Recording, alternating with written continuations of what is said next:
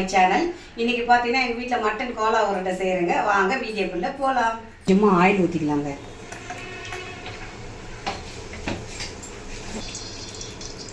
சோம்பு கொஞ்சோண்டு,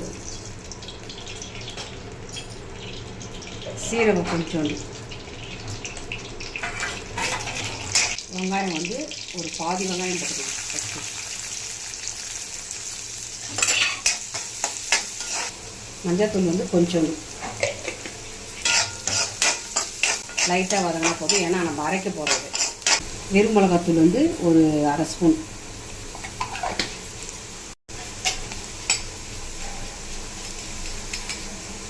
கரம் மசாலா ஒரு 1/4 ஸ்பூன்.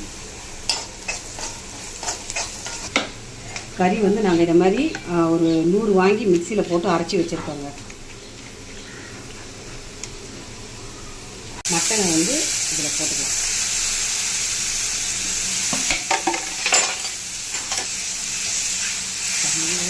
இது வந்து தண்ணியே ஊற்றக்கூடாது, இதிலே வேகணும்.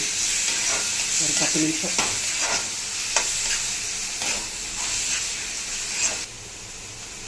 சால்ட்டு கொஞ்சம் சேர்த்துக்கலாங்க.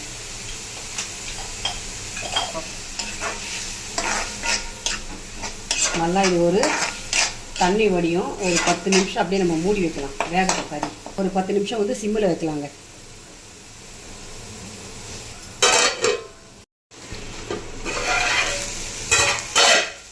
இப்போ பாருங்கள், சுத்தமாக தண்ணிலாம் எதுவுமே இல்லாத இருக்குது.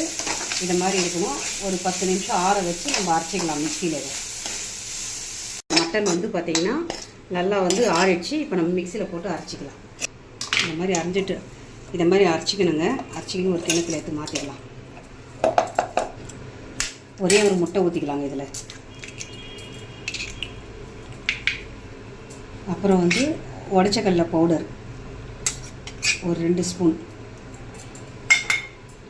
இஞ்சி பூண்டு பேஸ்ட் ஒரு அரை ஸ்பூன், பச்சை மிளகா ஒன்றே ஒன்று, வெங்காயம் ஒரு கொஞ்சமாக வெங்காயம், கொத்தமல்லி கருவேப்பிலை,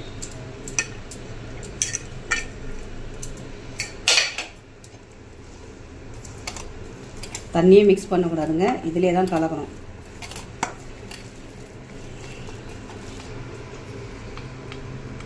சால்ட்டு கொஞ்சம் போட்டுக்கலாங்க, கம்மியாக இருக்குது.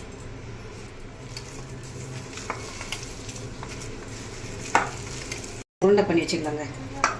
ரொம்ப அழுத்தி பண்ணக்கூடாது. அழுத்தி பண்ணிங்கன்னா உங்களுக்கு வேகாது சரியா கறி.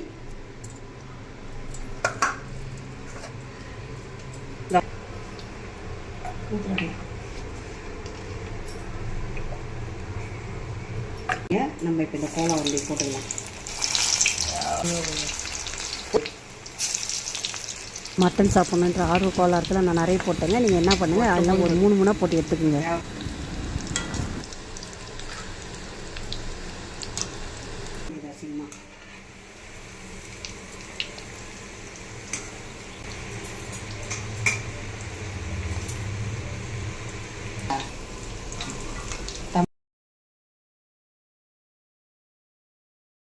மாதிரி நீங்களும் இந்த மட்டன் கோலா உருண்டை செஞ்சு பாருங்கள். எங்கள் சேனல் பிடிச்சிருந்தா லைக் பண்ணுங்கள், ஷேர் பண்ணுங்கள், கமெண்ட் பண்ணுங்கள், சப்ஸ்கிரைப் பண்ணுங்கள். எங்கள் சேனலுக்கு சப்போர்ட் பண்ணுங்கள். தேங்க்யூ, பாய்.